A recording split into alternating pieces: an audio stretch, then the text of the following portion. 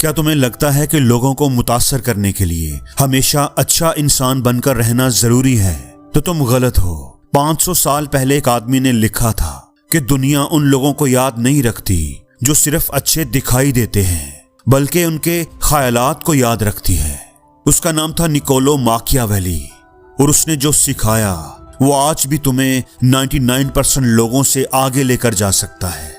1513 में माकियावेली ने अपनी किताब द प्रिंस लिखी, एक ऐसी किताब जिसे पाबंदी का सामना करना पड़ा। चर्च ने उसे शैतानी कहा, हुकूमतों ने उसे खतरनाक समझा, क्योंकि उसमें सच था, खरा कड़वा सच, जो लोगों के चेहरों से उनका निकाब उतार देता था।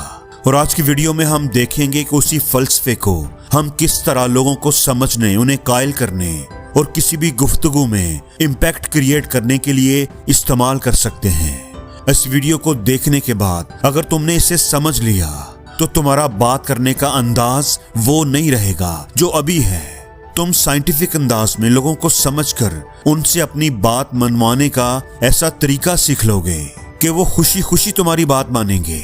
उन्हें लगेगा कि वो अपनी मर्जी से अपना फैसला कर रहे हैं, हालांकि वो तुम्हारे कंट्रोल में होंगे।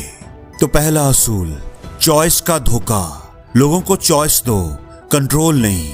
माकियावेली ने लिखा था कि अक्लमंद हुक्मरान लोगों को आजादी का एहसास देता है, मगर इंजाम अपने हाथ में रखता है, नताइज खुद तय करता है।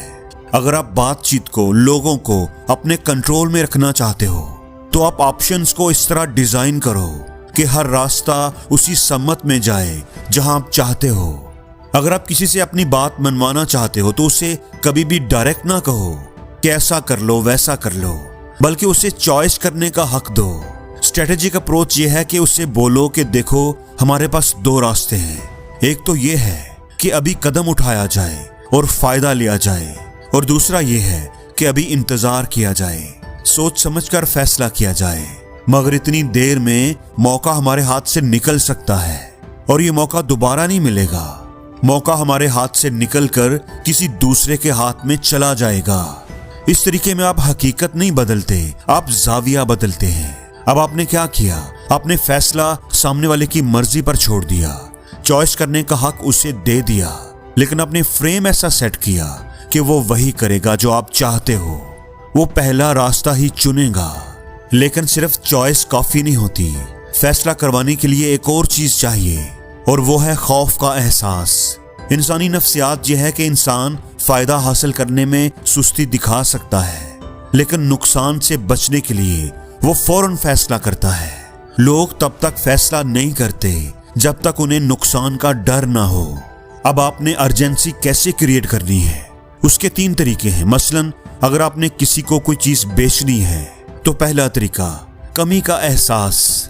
कस्टमर से बोलें कि सर सच कहूं तो इस मॉडल के सिर्फ 2 ही पीस बचे हैं, आज ना लिया तो अगला स्टॉक 3 हफ्ते के बाद आएगा। अब कमी चाहे हकीकी हो या बस परसेप्शन हो, कस्टमर के दिमाग में एक खौफ का पैगाम जरूर जाना चाहिए जो उसे फैसला करने पर, सोचने पर मजबूर करेगा। दूसरा तरीका है सोशल प्रूफ दें। असल में स्टॉक इसलिए भी कम है कि आज सुबह ही एक कस्टमर आया था, वो 2 पीस इकट्ठे ले गया। अब सामने वाले के जहन में क्या मैसेज जाएगा? अगर दूसरों ने लिया है तो इसमें जरूर कुछ खास होगा। तीसरा तरीका, टाइम के साथ बाउंड करो। सर कंपनी की नई पॉलिसी है, कल से रेट बढ़ रहे हैं, आज के बाद कीमत 2000 बढ़ जाएगी। मैं नहीं चाहता कि आपके ज्यादा पैसे खर्च हों। अब आपने क्या किया? आपने अर्जेंसी भी क्रिएट की और उसके हमदर्द भी बन गए। कस्टमर को लगेगा कि तुम उसके साथ हो। यही माकियावेली की जहानत है। माकियावेली कहता है कि कमाल ये नहीं कि तुम खौफ पैदा करो, कमाल ये है कि खौफ को रहनुमाई और खैर खाही की सूरत में पेश करो। याद रखो, मोहब्बत एतमाद देती है, मगर खौफ हरकत पैदा करता है। तीसरा असूल, ऑथेंटिक बनो, परफेक्ट नहीं। माकियावेली कहते हैं कि लोग वही देखते हैं जो तुम दिखाते हो। अहम ये नहीं है कि तुम कितने काबिल हो, अहमियत इस बात की है कि तुम अपनी काबिलियत को पेश कैसे करते हो। लोग उसकी बात नहीं सुनते जो बिल्कुल परफेक्ट पर्सनैलिटी वाला हो, जो बेऐब हो। लोग उनकी बात सुनते हैं जिसमें उन्हें अपनायत नजर आए, जो काबिले भरोसा लगे, ईमानदार लगे। इसलिए महारत यह है कि आप अपनी बात को हिकमत के साथ पेश करो, ऑथेंटिक दिखो। याद रखो, कभी कभार अपनी कमी को तस्लीम कर लेना एतमाद को बढ़ाता है। मसलन अगर आप कस्टमर से बोलो, सर ये प्रोडक्ट परफेक्ट नहीं, मैं मानता हूं कि इसका वजन थोड़ा ज्यादा है, लेकिन सर मजबूती में इसका कोई मुकाबला नहीं। अब कस्टमर को लगेगा कि तुम ईमानदार हो, लेकिन तुमने क्या किया, तुमने चालाकी से उसके एतराज को पहले ही खत्म कर दिया। इस तरीके को अगर तुमने अपनी जिंदगी में अप्लाई कर लिया तो तुम जादूगर बन जाओगे। चौथा असूल, फ्रेम पर कंट्रोल। फ्रेम पर कंट्रोल का मतलब है नतीजे पर कंट्रोल। अपने नैरेटिव को अच्छे से प्रेजेंट करना सीखो। नैरेटिव ही सब कुछ है। याद रखो, ताकत रियलिटी में नहीं होती, परसेप्शन में होती है। अगर आप सच्चाई पर हैं लेकिन अपनी सच्चाई को अच्छे से बयान ही नहीं कर पा रहे, अपनी परसेप्शन को बिल्ड ही नहीं कर पा रहे, तो आप हार जाएंगे। फ्रेम वो जाविया है जिससे सामने वाला तुम्हारी बात को देखता है। अगर तुमने फ्रेम तय ना किया तो दूसरा अपना फ्रेम ले आएगा और तुम्हें डिफेंसिव होना पड़ेगा। मसलन अगर कस्टमर कहता है कि ये प्रोडक्ट बहुत महंगी है या मुश्किल है, तो तुम अगर जवाब दोगे कि नहीं सर ऐसी बात नहीं है, आप इनके फीचर्स को देखो, तो अब तुम क्या कर रहे हो, तुम डिफेंसिव हो गए हो। उसकी बजाय अगर तुम ये जवाब दोगे कि सर असल सवाल कीमत का नहीं, वैल्यू का है, आप ये देखें कि आपको सहूलत कितनी मिलेगी, आपका टाइम कितना बचेगा, आपकी प्रोडक्टिविटी कितनी बढ़ जाएगी। अब आपने क्या किया, आपने कीमत का दफा नहीं किया, आपने जाविया बदल दिया। अब बात कीमत की नहीं, वैल्यू की है। अब मैं तुम्हें एक किलर रूल बताता हूं, इसको कहीं पर लिख लो। याद रखो, जो सवाल पूछता है वो रहनुमाई करता है और जो दफा करता है वो हारता है। बातचीत को हमेशा वहां ले जाओ जहां तुम मजबूत हो, अपने ग्राउंड पर जाकर खेलो। पांचवा असूल, हिकमत अमली से पीछे हटना।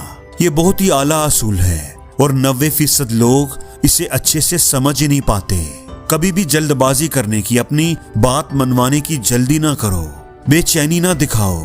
याद रखो, बेचैनी तुम्हें कमजोर दिखाती है, तुम्हारा पुरसकून होना ही तुम्हें पावरफुल बनाता है। जब तुम सामने वाले को ये एहसास दिलाओ कि तुम्हें उसकी इतनी जरूरत नहीं जितनी उसे तुम्हारी है, तब वो तुम्हारे पीछे आता है। जैसे एक मिसाल देखो, अगर कस्टमर चीज खरीदने में हिचकिचा रहा है तो आप उसे मजबूर करने की बजाय अपनी हिकमत अमली को चेंज करके देखो। आप उसे बोलो, सर ऑनेस्टली मुझे लगता है कि अभी आपके लिए सही वक्त नहीं है, आप थोड़ी और रिसर्च कर लें, अगर बजट का कोई मसला है तो वो भी देख लें, मैं इधर ही हूं, जब भी आप फैसला कर लेंगे, आप तैयार होंगे तो आ जाइएगा। आपकी ये बात सामने वाले को हिला देती है। वो सोचता है कि ये मुझे बेचना ही नहीं चाहता, क्या मैं किसी मौके को जाया कर रहा हूं, और उसकी सोच बदल जाती है। और जिंदगी में हर रोज कुछ नया सीखो, नया सोचो, नया करो, लर्न करो।